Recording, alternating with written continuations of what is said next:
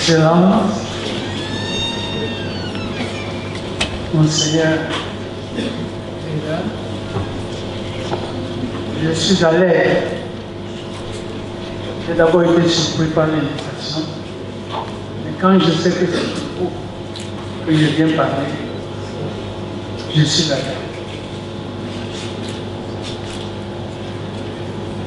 Je suis le représentant des ministres, les grands ministres qui sont là, Monsieur le gouverneur, Monsieur le recteur, le préfet, Monsieur le maire. Je suis heureux de cette rencontre, mais en même temps, je me suis dit quel honneur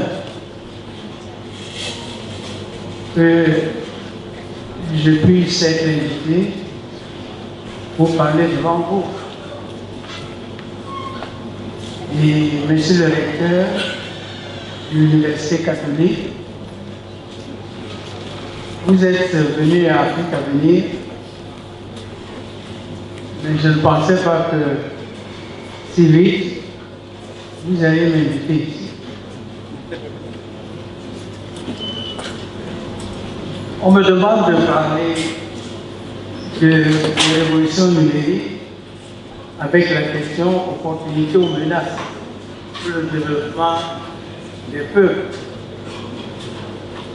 Et moi, de me poser la question personnellement, de transformer cette question en me demandant quel est le sort des Africains du XXIe siècle face à la révolution numérique et à l'intelligence artificielle. C'est comme ça que je me suis reformulé cette question. Je vais m'appuyer sur différentes sources que je ne vais pas citer ici, parce qu'elles sont contenues dans 3 livres. Ce livre, L'Afrique s'annonce au rendez-vous la tête haute. Il y a beaucoup de ces choses qui sont impliquées. Ensuite, ce livre, Tu ne diras plus que tu ne savais pas. Parce que j'étais fatigué quand j'expliquais certaines choses d'entendre, mais je ne savais pas ça. Et surtout des affaires. Et à la fin, ce petit livre, l'Afrique reprend sa place. Parce qu'effectivement, aujourd'hui, l'Afrique reprend sa place. Qu'on le voit déjà ou pas, le processus est en marche. Alors, je vais traiter ce sujet en 3 points. D'abord, je vais parler de l'inévitable adaptation à la marche technologique de l'humanité moderne. Parce que quand nous autres candidats de d'autres générations préparions nos thèses de doctorat, il était vivement recommandé de maîtriser la machine, de beaucoup voyager pour aller consulter les archives souvent difficilement accessibles dans tel ou tel pays, d'avoir des relecteurs avertis avant d'avoir enfin la dernière version de sa thèse. En ce novembre 2024, plusieurs logiciels nous sont proposés pour la recherche. Au-delà de Google, comme le chat GPT, qui vous demande si la réponse apportée à votre question n'est pas suffisante. Il vous suggère même de peaufiner votre question pour obtenir une meilleure réponse en un temps. Et pour rédiger, des logiciels comme Write-Sonic, Jasper AI, Scrivener, Plot, Story Planner, etc. Ces logiciels vous permettent de structurer et présenter assez rapidement et aisément votre texte. D'autres font maintenant la publicité pour rédiger votre e-book en 3 minutes pour 27 €, soit moins de 18 000. Donc, vous pouvez déjà être auteur très rapidement. Pour 18 000, vous avez votre livre qui est fait et Amazon peut vendre. Qui fait encore la queue devant une cabine téléphonique pour avoir son correspondant? voisin ou interlocuteur répondant depuis un autre continent. Personne. Même coucher, l'échange avec l'autre peut être visualisé. Ce sont ces mutations que nous autres avons vécues en une seule génération. Donc, toute une révolution. Alors, nous allons nous développer et connaître un développement durable. Question. Quand tu ne sais même pas d'où tu viens, quand tu ne sais même pas qui tu es, comment sauras-tu vraiment où tu vas pour parler de ton développement? Donc, le développement durable avec une mémoire effacée des acteurs, voilà le dilemme africain. Nous parlons tous du désert du Sahara, mais qui dans nos laboratoires parle du Sahara vert, qui ne constituait pas une barrière géologique, il y a 300 000 ans. Quelles sont les recherches scientifiques menées dans nos universités ou centres de recherche africaines pour comprendre l'évolution géologique, climatique, humaine de ce continent, surtout depuis que les peuples noirs l'habitent et s'y adaptent selon les temps depuis 300 à 330 000 ans. Nos chercheurs ont-ils déjà fourni les bases de données nécessaires à l'intelligence artificielle pour qu'elle soit en mesure de répondre à des questions complexes que le monde serait en droit de se poser sur l'évolution de notre continent et de son apport à l'humanité entière? Ne me dites pas que les autres ont déjà écrit ceci ou cela sur la vie. Donc on sait déjà. C'est l'autre qui doit dire qui tu es, quand toi-même tu ne sais même plus d'où tu es sorti. Qui tu es en réalité, c'est l'autre. Les chercheurs du monde entier s'accordent à dire que l'Afrique est le berceau de l'humanité. Ce qui signifie que l'Africain est le père et la femme noire est la mère de l'humanité. Mais alors, quels sont les devoirs, quelles sont les prouesses scientifiques de ces Africains depuis l'existence de l'Homo sapiens sapiens? Dans le conscient et subconscient formaté des peuples noirs, ils n'ont rien inventé. Ils ont vécu en dehors de la science et de la technologie, mais aussi en dehors de la connaissance du Dieu. Et l'école coloniale et post-indépendance n'a fait qu'enfoncer le clou pour produire des jeunes scientifiques convaincus que la science et la technologie ne peuvent être qu'importées de l'extérieur. Et que l'Africain qui veut exceller dans les domaines scientifiques et technologiques doit s'exiler hors du continent pour prier et être reconnu. Voilà mon premier point. Mon deuxième point s'articule autour des questions essentielles aux Africains d'aujourd'hui dans l'élaboration du numérique et de l'intelligence artificielle. Permettez que je pose quelques petites questions dans l'élaboration du numérique et de l'intelligence artificielle. Et là, je vais seulement prendre quelques exemples. D'abord, les mathématiques et la technologie. Les mathématiques découvertes dans la grotte de Blombos en Afrique du Sud et qui datent de 77 000 ans, pas 17 000, qui datent de 77 000 ans. Les mathématiques de l'os Ishango, d'il y a 22 000 ans, découvertes en République démocratique du Congo. Et toute la route des mathématiques de cette époque, découvertes en Afrique australe, font-elles l'objet de recherches approfondies dans nos laboratoires de recherche pour les arrimer au numérique et à l'intelligence artificielle? Je parie pour nos étudiants en mathématiques ou ceux des instituts de technologie sont friands du numérique. Ils ont à peine entendu parler, excusez-moi, de ces prouesses mathématiques. Mais ils sont friands du numérique. et de l'intelligence artificielle. Les livres au programme scolaire leur passent cependant toujours des théorèmes. N'avons-nous pas besoin aujourd'hui de cet héritage scientifique pour régler les problèmes que nous n'arrivons pas à résoudre vraiment aujourd'hui dans nos villes et villages? Et la muraille de Zimbabwe, construite sans mortier à partir de l'an 900, maîtrisons-nous encore cette technique pour l'insérer dans notre intelligence artificielle?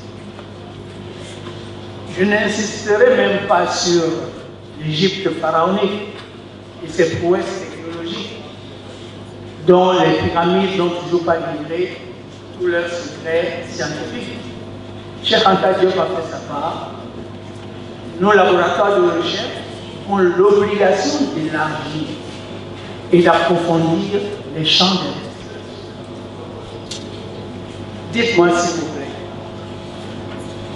dans nos universités, où on enseigne encore que Christophe Colomb a découvert l'Amérique, y a-t-il des laboratoires de recherche pour analyser les multiples aspects du périple de l'empereur du Mali, Mansa Aboubakar Keïta II, qui renonça au trône en 1310 et s'embarqua avec 2000 navires pour s'installer au Mexique en 1313, donc 179 ans avant Christ. Nos chercheurs se sont-ils penchés sur les divers aspects techniques, technologiques, sociologiques, spirituels de cette navigation pour que l'intelligence artificielle s'en serve et que nous ne soyons pas réduits à la présentation de nos pouvoirs par les autres? Je vais poser une autre question sur le développement économique dans la mémoire effacée de nos peuples. Pourquoi voulez-vous avancer, dire que nous cherchons à nous développer, quand nous naviguons avec une mémoire effacée, quand nos prouesses scientifiques et technologiques sont complètement oubliées, quand nous sommes entièrement livrés aux idées, aux concepts, aux inventions venues d'ailleurs, avec des objectifs étrangers à nos besoins? Les exposés programmés dans ce colloque vont montrer les opportunités déjà saisies dans différents domaines de la vie quotidienne, de la recherche scientifique, de la microfinance, du crowdfunding, aux banques, de l'architecture au groupe, sans oublier la navigation, l'aéronautique, l'information, les télécommunications, et nous qui pensons économique, en quête d'un développement durable, quelles sont les recherches avancées qui nous instruisent sur les différentes phases de l'économie dans nos sociétés africaines, bien avant la colonisation? Nous avons besoin de cette thèse de doctorat sur l'économie africaine avant la colonisation. Comment nos économies fonctionnaient-elles avant la rencontre avec l'Europe? Comment le soi-disant sous-développement est-il entré dans nos sociétés? Comment nos étudiants en économie et finance ignorent encore en 2024 que dans cette ville de Douala, un franc camerounais, c'était la monnaie ici, un franc camerounais valait 20 marques allemandes en 1884. Et que 4 douanes royales étaient opérationnelles bien avant cette colonisation qui a commencé avec les Allemands en 1840. Si le numérique ne tient compte que des opérations économiques actuelles et que l'évolution depuis la nuit des temps est effacée, comment pouvons-nous établir des systèmes économiques consistants assurant notre vie? Ne risquons-nous pas de croire que les logiciels développés par les autres permettront aux non-africains de dominer les marchés de la zone de libre-échange continentale africaine, et que les Africains ne seront plus que des intermédiaires, des courtiers ou de simples employés de compagnies étrangères qui, grâce au numérique, ne s'installeront même plus en Afrique, mais bénéficieront en premier des richesses produites par le continent africain. Maintenant, un mot sur le numérique et la santé de nos pays. Tant de questions demeurent concernant l'application du numérique dans le domaine de la santé et des possibilités insoupçonnables qui se révèlent aux chercheurs. Nos facultés de médecine en Afrique ont-elles collecté suffisamment de données dans le domaine de l'opération du cerveau dans l'Afrique antique? Parce que dans l'Afrique antique, on opérait le cerveau. Comment les Africains se sont-ils soignés avec succès depuis l'origine de l'humanité? Où sont ensevelies toutes ces connaissances? Comment se fait-il que les brevets de ces soins africains se retrouvent plutôt dans les pays occidentaux et que ces formules nous reviennent sous forme de médicaments importés? Un pays comme le Cameroun, grâce à sa flore, est doté des 3/4 des plantes médicinales qui glissent dans le monde. Mais au lieu d'exploiter ces acquis dans nos facultés de médecine, nos jeunes médecins sont plutôt formés pour prescrire les médicaments importés dont sont dotés nos pharmacies. Aller dans une pharmacie et étudier la provenance des médicaments mis à notre disposition, c'est effrayant. Même nos pharmaciens sont formés pour importer les médicaments et non pas pour en produire à partir des bases de données millénaires. Et vous me parlez du numérique qui n'intègre pas tous ces résultats scientifiques de soins africains dans sa base de données. Le gouverneur vient de donner un petit témoignage. Vous avez intégré ça dans vos bases de données.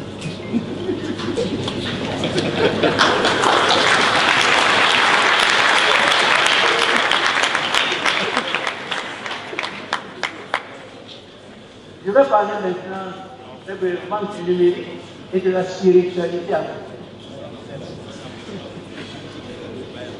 Et du côté spirituel, énorme, qui plaît tellement à Dieu que celui-ci le prie sans qu'il connaisse la mort.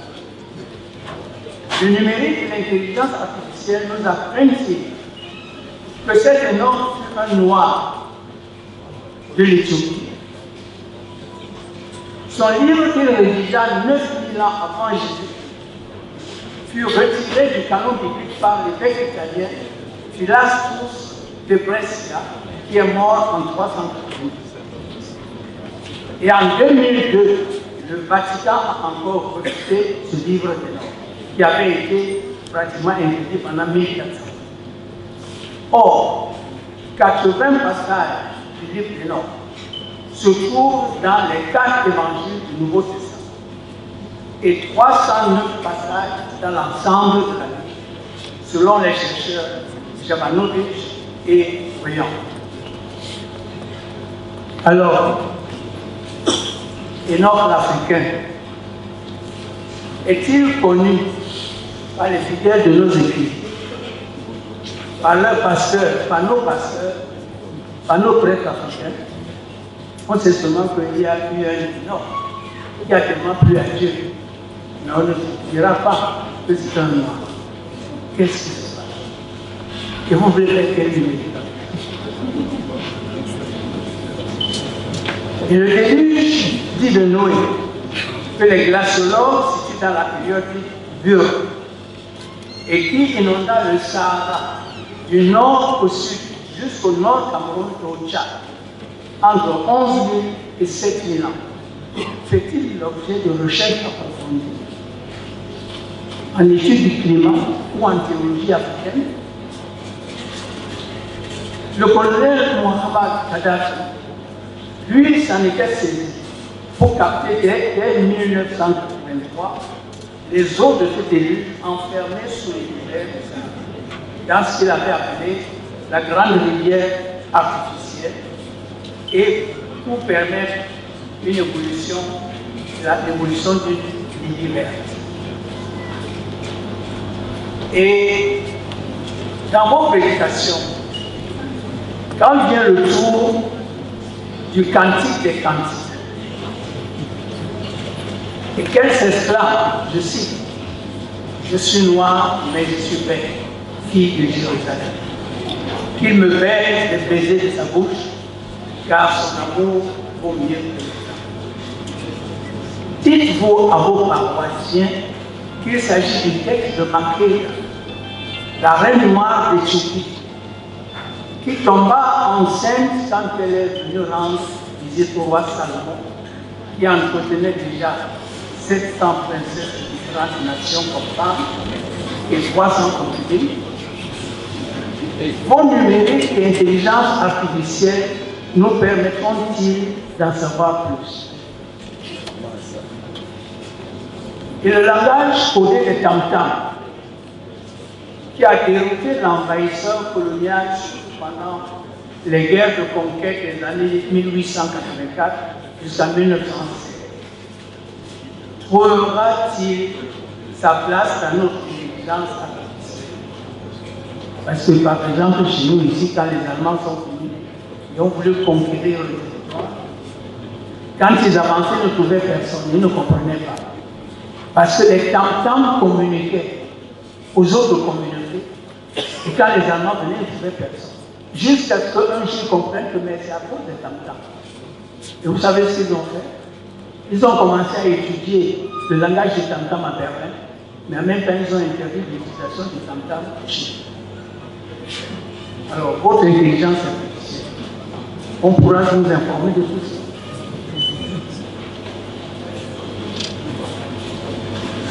Peut-être, et le voyage astral de nos anciens, ceux qui ne prenaient pas à des rendez-vous à des milliers de kilomètres sans se déplacer. Comment sera-t-il numérique?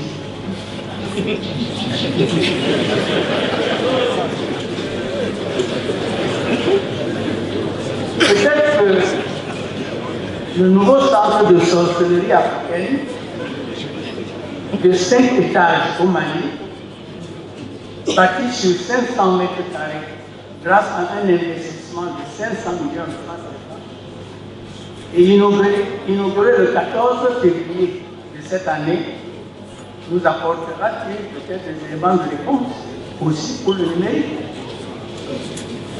Le ministre de l'Artisanat, de la Culture, de l'Industrie hôtelière et du Tourisme, Andogoli Kindo, présenta ce centre de la sorcellerie au public comme un centre d'incubation de savoir, et savoir-faire endogène de l'Afrique, pour que germe la graine de la puissance africaine et qu'elle devienne le grand arbre dont le fruit servira à l'humanité du temps. Quel sera l'impact de l'intelligence artificielle dans ce contexte? Mon dernier point parle de l'opportunité du numérique comme opportunité ou menace, mais avec la petite expérience de notre modeste centre à venir. Nous avons essayé d'interroger la question de l'opportunité dans l'opportunité ou menace dans différents champs de l'unité africaine. Bon, la question essentielle n'est pas si le numérique peut être une opportunité ou une menace. Ce n'est pas la question essentielle. Nous, Africains, devons nous poser la question. Les bases de données de notre héritage scientifique multimillénaire sont-elles intégrées dans les data numériques et de l'intelligence artificielle? Oui ou non? Mais avant d'intégrer ces data dans les bases de données de l'évolution scientifique de l'humanité, avons-nous fait l'effort nécessaire pour rassembler ces data accumulées depuis que l'Afrique est berceau de l'humanité, de la science et de la spiritualité. Nous nous posons cette question au sein de la Fondation Afrique Avenir International depuis sa création à Conakry-Douala en 1997, depuis l'ouverture de la bibliothèque Cheikh Anta Diop en 1993, mais surtout dans les recherches de l'école doctorale et de master, héritage et innovation de notre institut universitaire de la Renaissance africaine de 1984 à 2000, d'abord à Berlin, et puis depuis 2016 ici à Conakry. Et je profite de l'occasion pour dire au recteur hongrois, monsieur le recteur, je profite de l'occasion quand je parle de la bibliothèque Cheikh Anta Diop pour vous dire un grand merci. Parce que quand vous avez visité Afrique Avenir, vous avez dit que vous allez donner votre contribution.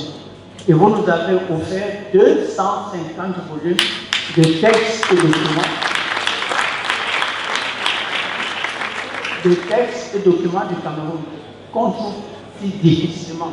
Mais pour une fois, c'est regroupé. Et nous attendons que vous veniez pour qu'on puisse ouvrir cet espace aux juges, aux avocats de ce pays. S'il vous plaît, venez ouvrir. Tant que vous ne venez pas, on ouvre.